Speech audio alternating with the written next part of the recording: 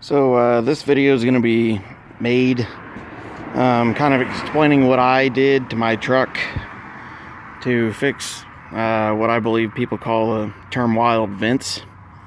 And I apologize, I'm not very good at making videos, guys, because I've never done one before. So basically, people are making complaints that the AC heat is just blowing outside of the defrost and under acceleration, or sometimes that's all it will blow out of. Sometimes when it's in cruise, decides to climb a hill, it'll start blowing out the vents, the defrost. I had tried to check this out on a Dodge Ram page before, and they told me that there was a one-way check valve, and I found it and I replaced it, and it didn't seem to fix the issue, so I just kind of left it, and I drove for years like that, and it wasn't much of a problem. But every time it would switch to defrost, it would kind of weigh on my mind. So everybody pretty much knows about this T right here, this right here being one of the one-way check valves.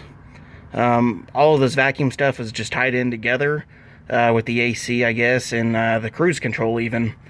I was having an issue whenever I would climb hills and cruise that it would feel underpowered, and it wouldn't carry itself up the hill quite like it should.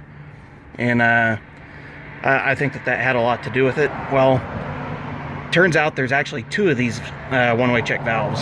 And one-way check valve, that just means, of course, the air only travels one way through it. So this being one of them where the T is. The other one I found is right off of the manifold right here on the passenger side. There's this boot and then the one-way check valve in between. Please focus. There you go.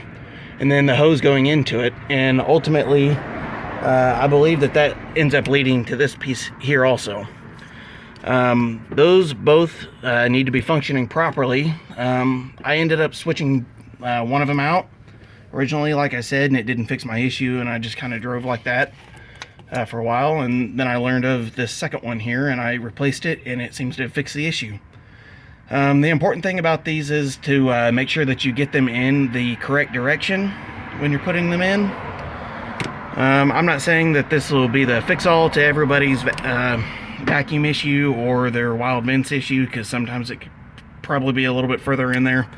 But for, I think, $8, I picked the two of these up, and it took care of the issue, with the vacuum being tied into each other. The part number that I got for the one-way check valve is Dorman 47170. This was not a part that O'Reilly's carried in stock at my local store. They may have had it at, the in-town warehouse, but AutoZone didn't seem to even carry this one. But outside of it, this is what it looks like. Of course, air is only supposed to be able to go one way through it. It's got arrows on there that kind of show the direction. In these, you should not be able to see daylight through. So if you're having an issue with wild vents, or your truck not maintaining speed like it ideally should going up a hill in cruise, I would try replacing those two for just $8, and they're not very hard to get to. Hope this video actually ends up helping somebody. Thank you.